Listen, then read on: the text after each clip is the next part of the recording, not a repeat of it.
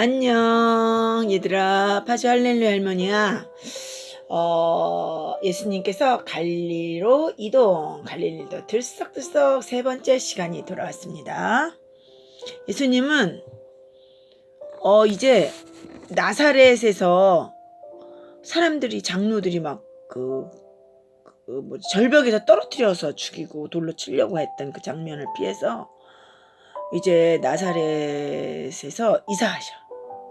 어디로 이사 가시냐면 가버나움으로 이사하십니다. 그거 한번 이사하는 장면 한번 읽어볼까요?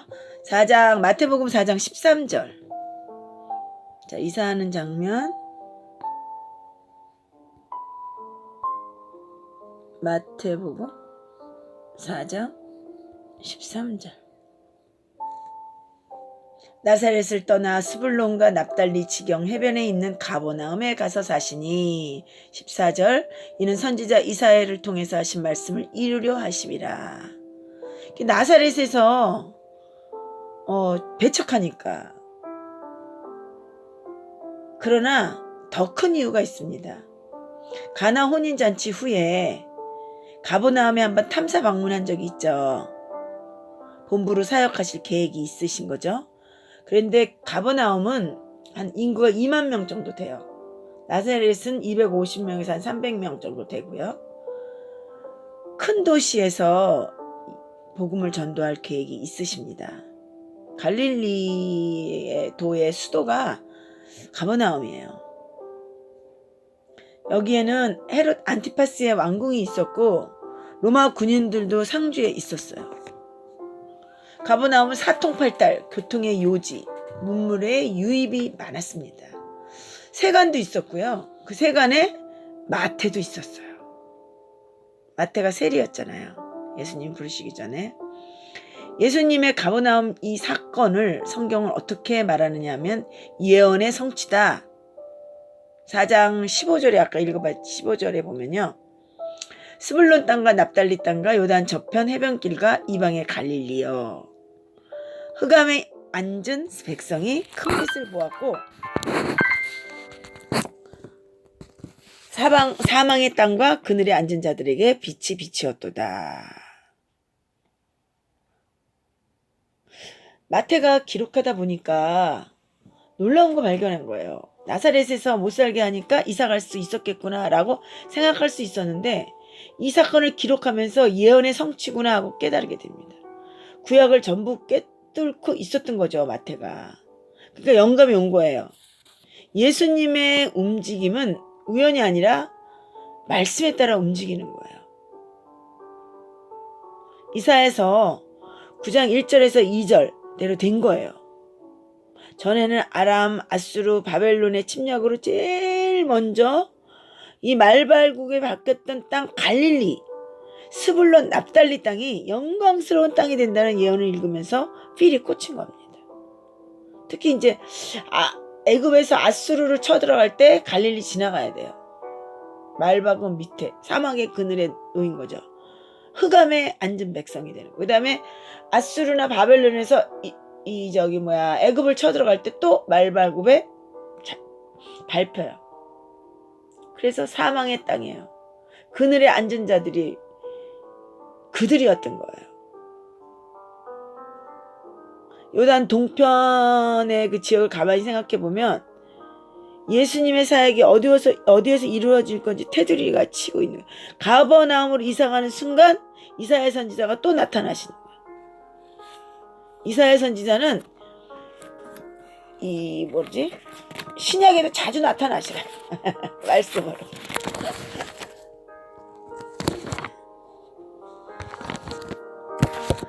첫 6월절이 지난 후 12월 건국부터 두 번째 6월절까지 기간을 4개월 동안인데요. 정리 한번 해봅시다. 이때 예수님은 나사렛에서 배척받으시고 가버나움으로 이사 가세요. 거기서 문부를 삼고 드디어 첫 갈릴리 활동을 하시는데 예수님은 민중을 대상으로 대중사역을 하면서 한편 사역팀이 있어야 된다는 생각을 하신 겁니다.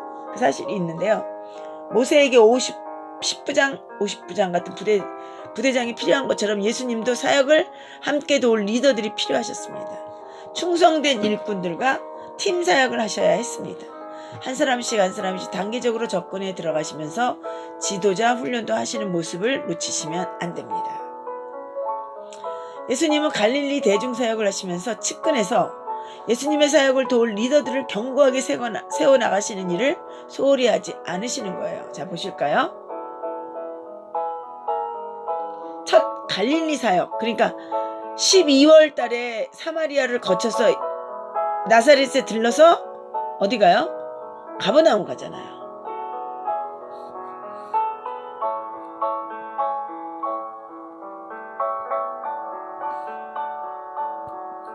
가버나움. 여기는 인구가 2만 명 정도 돼요.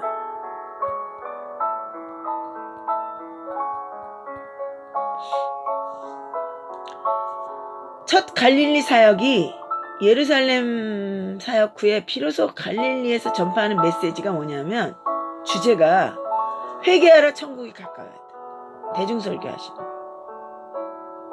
여러분, 예언서에서 심판하십니다. 심판의 메시지가 나오죠. 그렇지만 마지막에는 구원의 메시지가 나오잖아요. 그런데 심판 메시지와 구원의 메시지 사이에는 뭐가 있을까요? 회개라는 게 있습니다. 회개. 심판 메시지,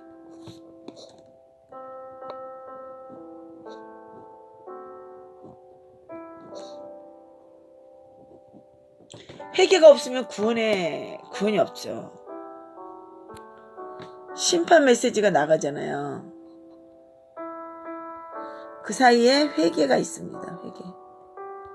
그 후에 구원이 있는 거예요.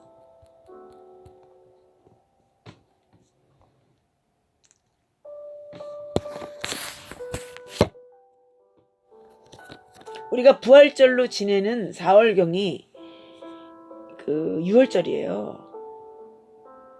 그래서 첫 번째 메시지가 뭐냐면 회개하라 천국이 가까이 왔다. 그리고 제자 부르십니다.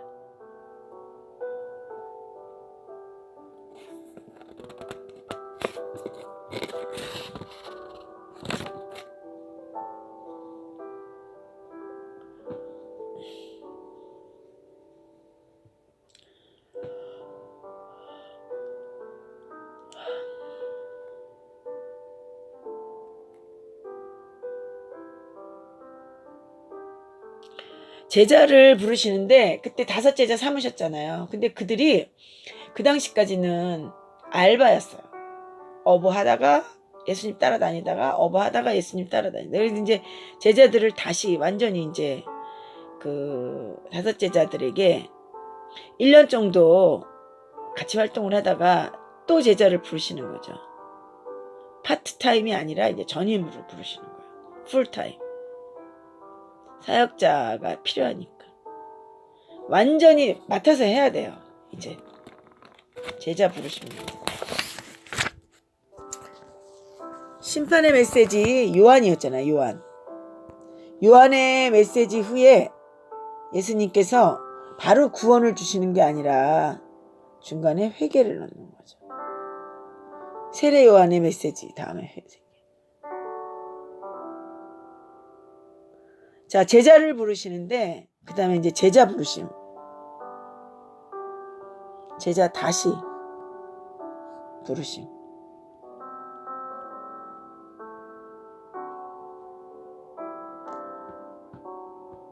아침 일찍이 예수님이 갈릴리 바닷가에 가셔서 사람들이 거기 또 많이 왔어. 그래서 게네사렛 갈릴리거든요. 호숫가에 서서 5장 1절 봅니다. 2절 호숫가에 배 2척 있는 것을 보시니 어부들을 배에서 내와서 그물을 씻는지라. 한 배에 오르시니 그 배에 시몬의 배라. 어쩌다 올라가 보니 시몬의 배가 아니고 시몬의 배인 줄 알고 타셨어요.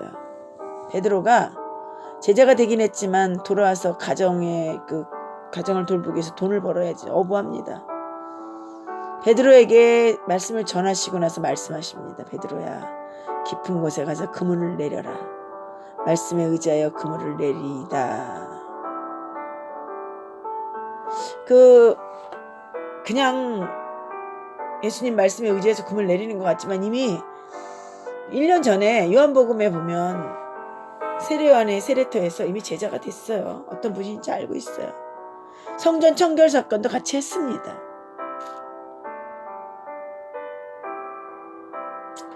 많은 물고기가 잡힌 것을 보고 또 예수님 앞에서 무너집니다. 주님 앞에 무릎을 꿇고 주님이라고 고백하게 되는 거죠. 1장 16절 볼게요.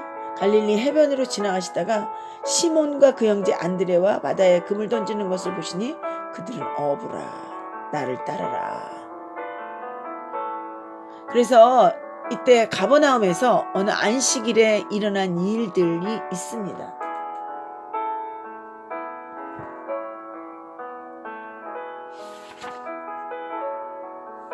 다시 부르시고 가버나움에서 또 안식일에 무슨 일이 생겨요. 자, 누가복음 볼까요? 누가복음 4장. 누가복음은 시간을 따라 써놓는 게 아니고요. 주제별로 써놓은 책이기 때문에 주제별로 누가복음 4절에 예수께서 대답하시되 기록된 바 어떤 사람이 떡으로만 사는 것이 아니다. 4장 38절에는 예수께서 일어나 회당에서 나가사 시몬의 집에 들어가시니 시몬의 장모가 중한 열병을 앓는지라 사람들이 그를 위하여 예수께 구하니. 베드로 부인이 예수님 때문에 엄마 병이 났잖아요. 갑자기 호의적이 됩니다. 4장 40절에 해질 무렵에 사람의 온갖 병자들을 데리고 나오매 예수께서 일일이 그 위에 손을 얹으시고 고치시니. 베드로 부인이 전임 사역자가 된다고 했을 때 돈 어떻게 벌어? 라고 했을 거예요. 베드로가 신학교 간다고 하는 건데 큰일이 난 거잖아요. 근데 4장 38절에 보니까 장모가 엄마가 아팠어요. 어쨌든 우리 남편 때문에 우리 엄마가 살아났어. 그리고 환자들이 다 베드로 집에 병자가 찾아옵니다. 그때 해질녘 낮이 오지 않고 안식일이었습니다.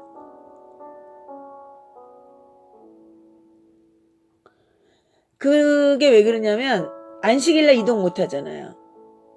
치료 못 하잖아요. 그래서 해질 무렵에 모인 거죠. 해질 때 날짜가 바뀌니까.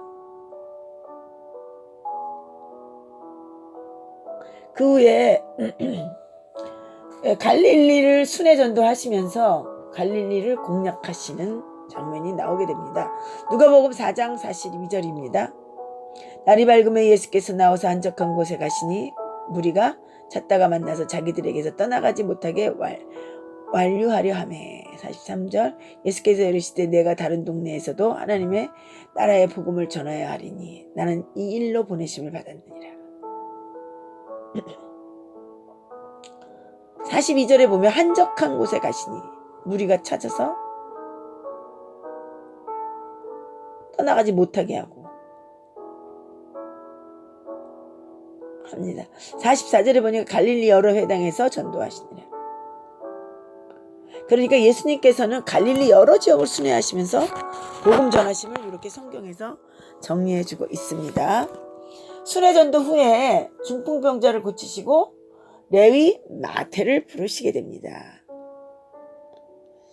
누가복음 5장 17절 하루는 가르치실 때에 갈릴리의 작은 마을과 유대와 예루살렘에서 온 바리새인과 율법 교사들이 앉았는데 병을 고치는 주의 능력이 여호와 예수께와 함께 있다. 예수님이 순회 전도를 하고 있는데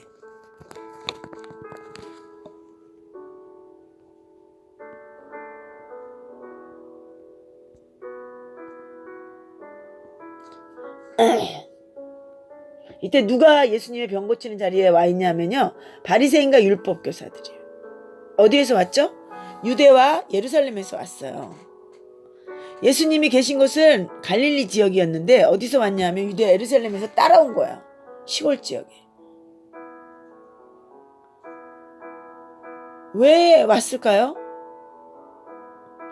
예수님이 율법에 어긋나는 짓을 하지는 않는지 고소하려고, 건수 잡으려고, 감시하려고 온 거죠.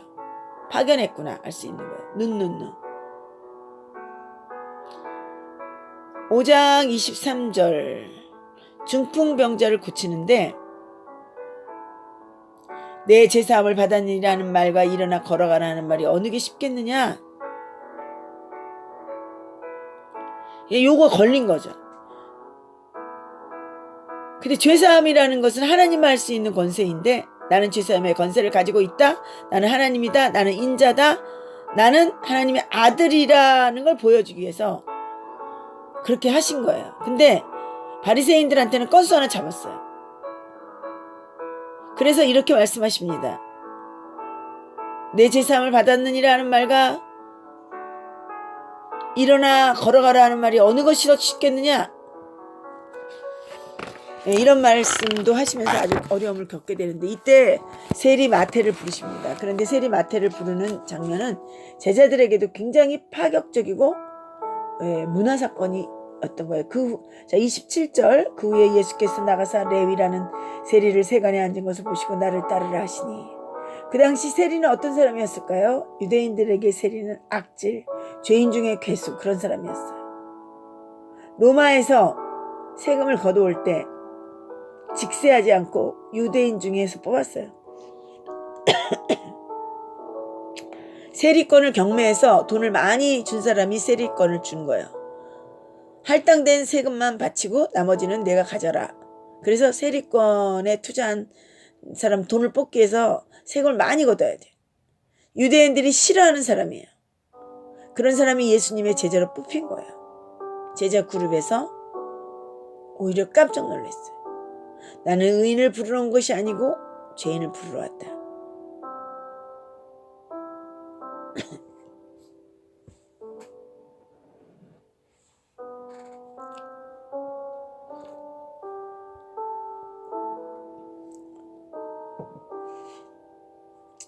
주님은 이렇게 갈릴리 사역을 마치고 이제 두 번째 유월절을 맞이합니다. 이제 갈릴리 지역 역시 어느 정도 순회 활동을 통해서 기초공사를 한 거죠. 근데 유월절이 오는 거예요. 다시 X좌표와 Y좌표가 이동하는 순간이 오게 됩니다. 자, 오늘은 여기까지 제3편 마치도록 할게요. 다음 시간은 두 번째 유월절에 예루살렘 올라가시는 장면, 베데스다 연못 사건, 거기 하겠습니다. 우리 기도할게요. 하나님 아버지 감사합니다. 갈릴리로 예수님께서 가시니까 갈릴리가 들썩들썩. 예수님보다 소문이 먼저 갔습니다. 나사렛 고향에서 배척당하시고 가버나움으로 이사하십니다.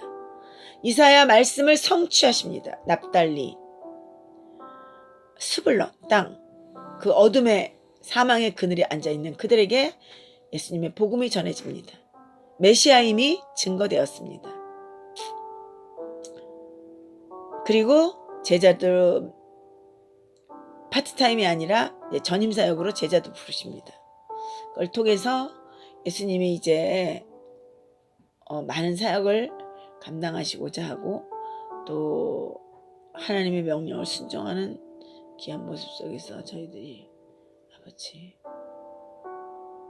함께 은혜를 받고 함께 성령 충만하게 도와주세요.